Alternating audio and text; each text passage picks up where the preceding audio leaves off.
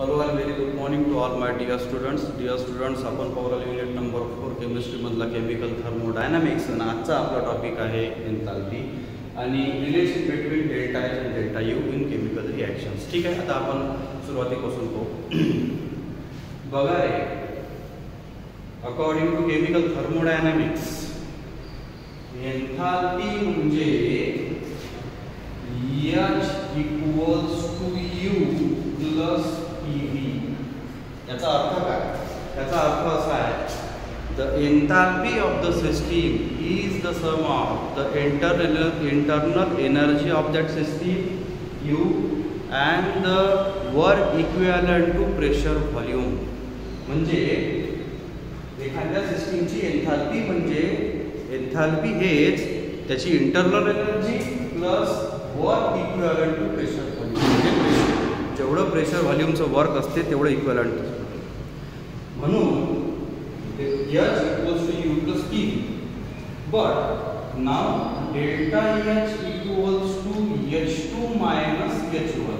आता या equation number 1 म्हणजे तुम्हाला वाटत असणार काय? Now what is delta? Delta is the change in what is H? Enthalpy. H2 minus H1. What is H2? H2 is the enthalpy in final stage and what is H1? Enthalpy in the initial state. ठीक आहे. मग आता समजून घ्या, असा simple. H equals to U plus PV. Now delta equals to H2 minus H1. समजून घ्या, simple साध्या भाषेत समजून घ्या बस.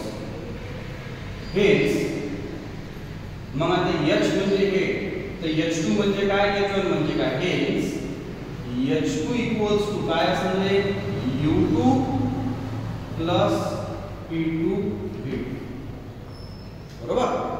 and H1 म्हणजे काय असा आता U1 plus P1 V1. काय केलं आपण कोण घ्या, what is enthalpy? Enthalpy is the enthalpy of the system is the sum of the enthalpy of the internal energy of the system and work of PV equivalent energy. म्हणजे equivalent energy म्हणजे कसं, pressure volume work मध्ये जेवढं energy आहे तेवढीच equivalent energy. ठीक आहे. Now delta H equals to H2 minus H1. What is the value of H2? H2 equals to U2 plus P2 V2. And what is the value of H1? That is U1 P1 V1. आता H2 minus H1 आहे म्हणजे H2 ची value minus H1 ची value. ठीक आहे. हेच आता H2 minus H1 म्हणजे काय होते, delta H. Now delta H equals to काय होते, H2 म्हणजे काय होते, U2 plus P2 V2 आणि मायनस करा म्हणजे कोणत्या व्हॅल्यूला, H1 च्या. काय H1 ची value, U1 plus P1 P1. मी फक्त व्हॅल्यू पुट करू. ठीक आहे. Now delta H equals to U2 minus U1 जवळ काय, हां ठीक आहे. हां U2 minus U1. आता काय राहिलं, हां मग आता बरोबर plus P2 V2 minus P1. तुम्ही पहिले समजून घ्या की मी व्हॅल्यू कशाच्या टाकू राहिलो आणि काय पुटअप करून राहिलो. याच्यामध्ये महत्त्वाचं काय आहे की मी फक्त त्या व्हॅल्यू पुटअप करू, त्याची ती व्हॅल्यू आहे. जसं आता H1 ची व्हॅल्यू काय, U1 plus P1 V1. हां त्याबरोबर करून H equals to U plus PV. हे तुम्ही जेव्हा इक्वेशन समजून घ्या. बरं, इक्वेशन समजण्याच्या आधी तुम्ही पहिले हे समजून घ्या की मी फक्त व्हॅल्यू पुटअप करून राहिलो, बाकी मी असं विशेष काही पुटअप करून राहिलो नाही. आता बघा रे, U2 minus U1 काय होते, delta plus P2 minus P1 V2 minus V1 म्हणजे काय होते, P. का बरोबर सांगा काय होते, डेल्टा P म्हणजे काय म्हणतो तुम्ही, P2 minus P1. Delta V म्हणजे काय म्हणतो तुम्ही, V2 minus P1. Delta H म्हणजे काय म्हणतो तुम्ही, H2 minus H1. Delta U म्हणजे काय समजता तुम्ही, U2 minus U1. U2 minus U1 म्हणजे काय होते, डेल्टा U. हां P2 minus P1 काय होते, delta P. V2 minus V1 काय होते, डेल्टा P. विशेष काही त्यात खूप काही एकदम काही असं काही वेगळं काही ऍड नाही केलं. हेच आता होते कसं रे,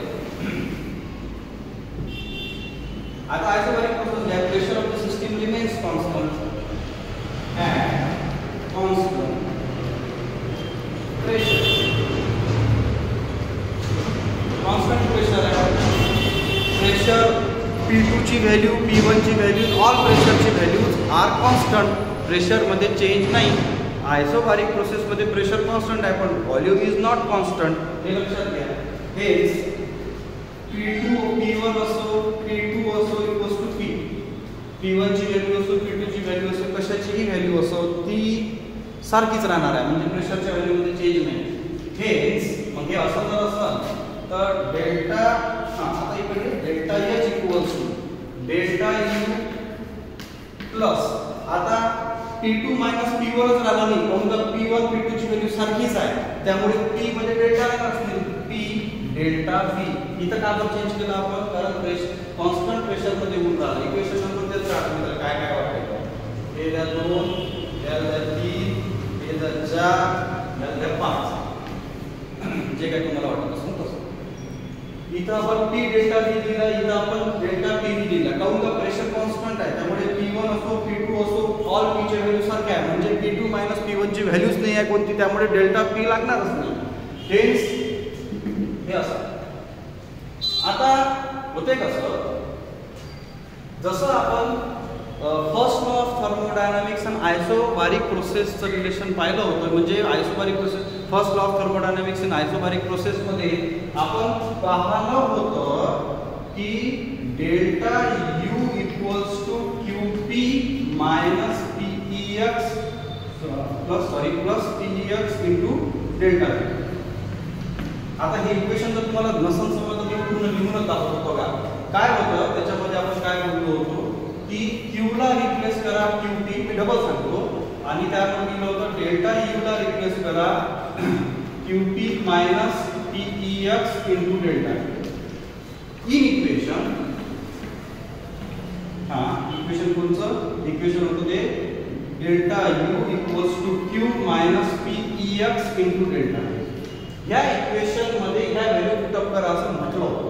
मग आता डेल्टा U म्हणजे काय होते now QP equals delta U म्हणजे काय होणार आहे इकडे डेल्टा U म्हणजे QP minus PEX into delta V equals to delta U. आता डेल्टा U आणि Q च्या जागी काय टाका म्हणते डेल्टा U इक्वल्स टू आता हे म्हणजे फक्त त्यांनी पुटअप करायला म्हटलेलं आहे. आता डेल्टा U ची व्हॅल्यू देणार आहे. सॉरी हे बघा डबल सांगतो. त्यांनी काय म्हटलं Q च्या जागी QP टाका आणि डेल्टा U च्या जागी QP minus PEX into delta V. What is QP? Heat at constant pressure. मग कशामध्ये चेंज करायला लागते delta U equals to Q minus PEX into delta V. या इक्वेशन मध्ये व्हॅल्यू चेंज करा. हे कुठं पाहिलं होतं आपण फर्स्ट लॉ थर्मोडायनामिक्स मध्ये आयसोबारिक प्रोसेस. मग आता बघा रे डेल्टा U म्हणजे काय होऊन राहिलं QP minus PEX into delta V. बरोबर QP ची व्हॅल्यू ना Q ला कशात कन्वर्ट करा चेंज करा म्हणजे QP minus PEX into delta V. हे सगळे सारखं. आता ह्या व्हॅल्यूला आपण इकडे घेऊन गेलो काय होते now QP equals to QP minus PEX into delta V plus आता हे इकडे गेलं plus PEX into delta V. सरळच आहे. Now by now QP minus PEX into delta V. QP minus PEX into delta V म्हणजे काय होतं delta U. Hence QP equals to delta U plus PEX into delta V. Now हेच या equation वरूनच आपण असं लिहू शकतो. नाउ हेच PEX equals to PN constant pressure. हेच delta H equals to QP. त्या इक्वेशन नुसार याचा अर्थ काय याचा अर्थ आहे enthalpy of a system is the heat transfer at constant pressure. हे त्याचा अर्थ आहे. आपण काय केलं पहिल्यापासून पाहू. Now H equals to U plus PV. What is H? H is the enthalpy. What is U? is the internal energy. What is PV? PV is the pressure volume or equivalent. Now delta equals to H2 minus H1. Hence H2 ची value काय U2 plus P2 V2 आणि H1 ची value काय U1 plus P1 V1.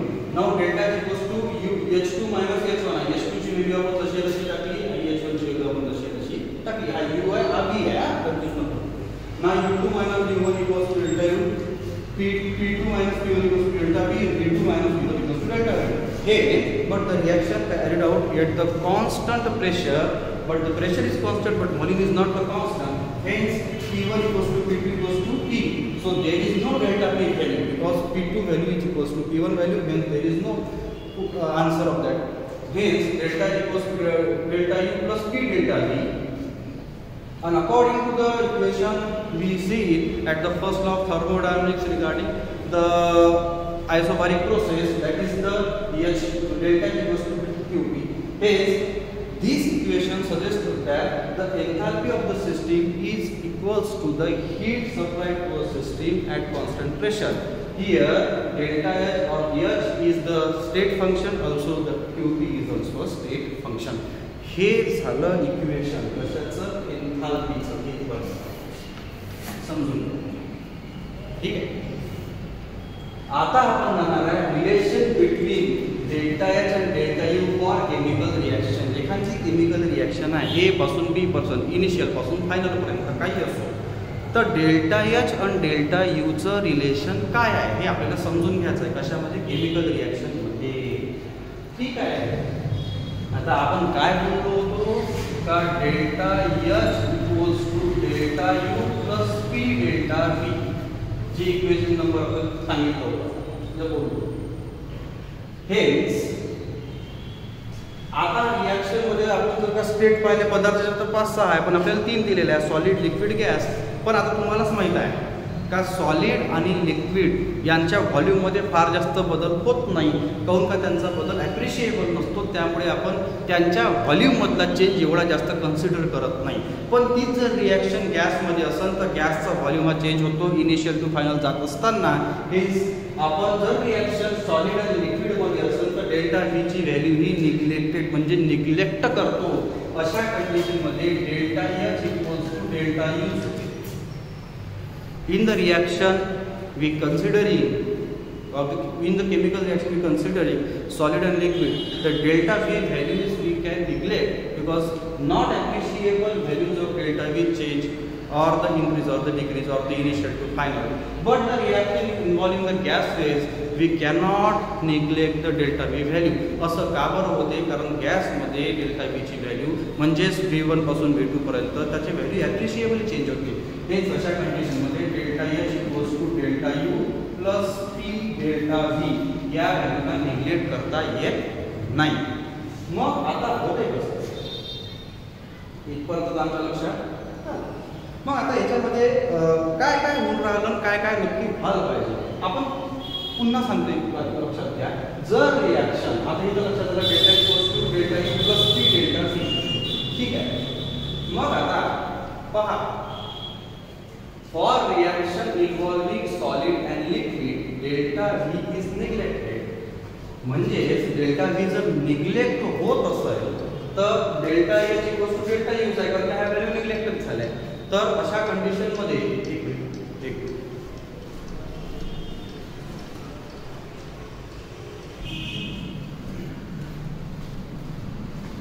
माफ करा काही काम असल्यामुळे जावं लागतं.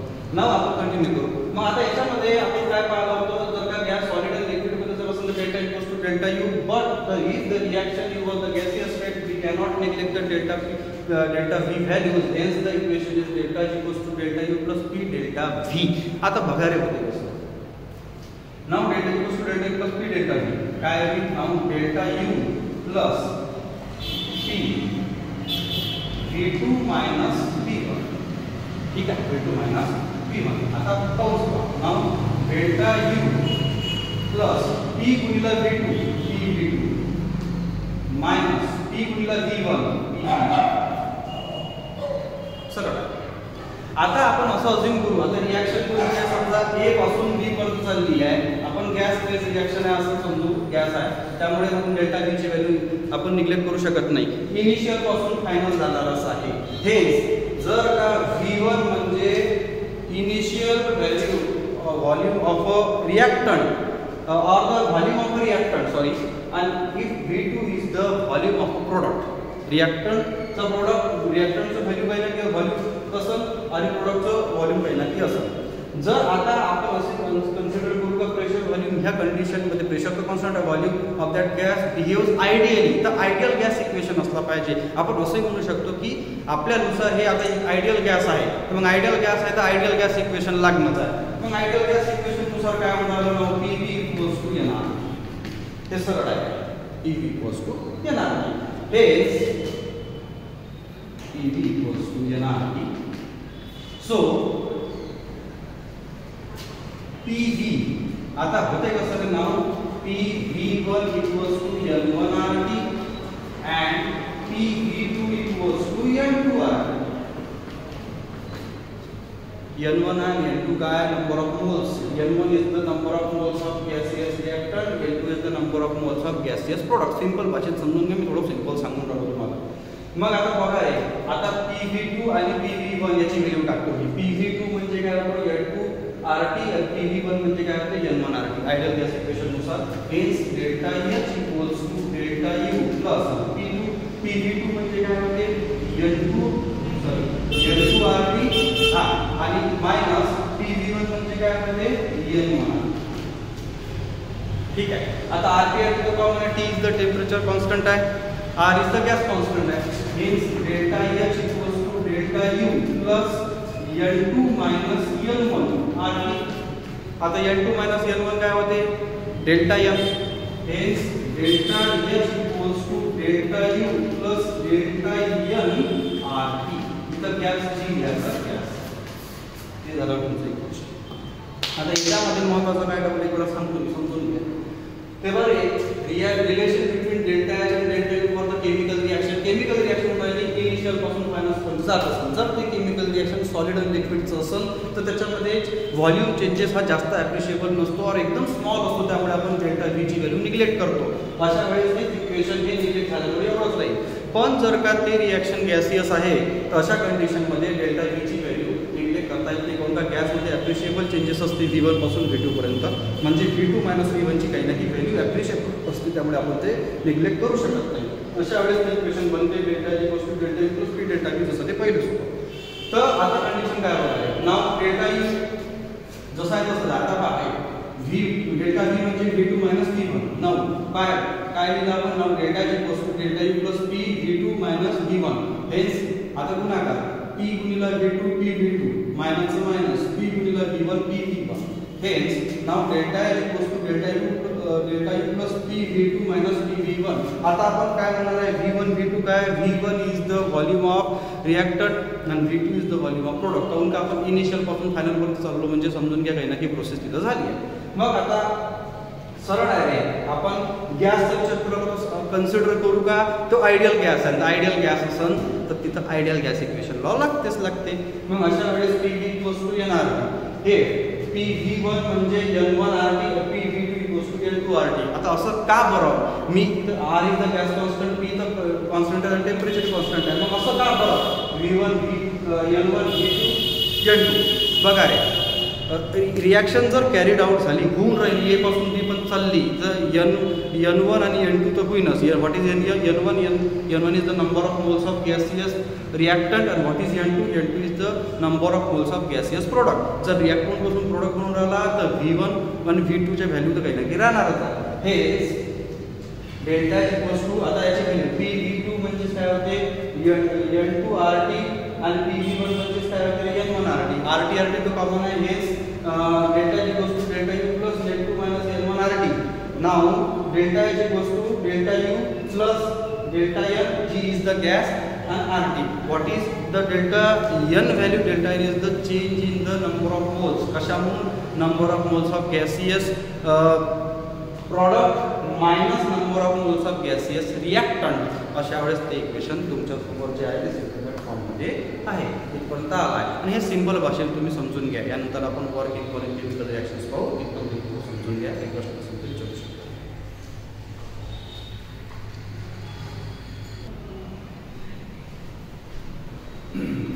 बेटा आपण जे पाहणार होतो तो वर्क इन्व्हॉल्विंग केमिकल रिॲक्शन, ते मला असं वाटतं पुढच्या लेक्चरमध्ये घ्यावं लागेल, कारण का आता 11 वाजले आहेत आणि पुढं ट्रेनिंग सेशन आहे, वेबिनार आहे आमचा, त्यामुळे मला थोडं जावं लागेल.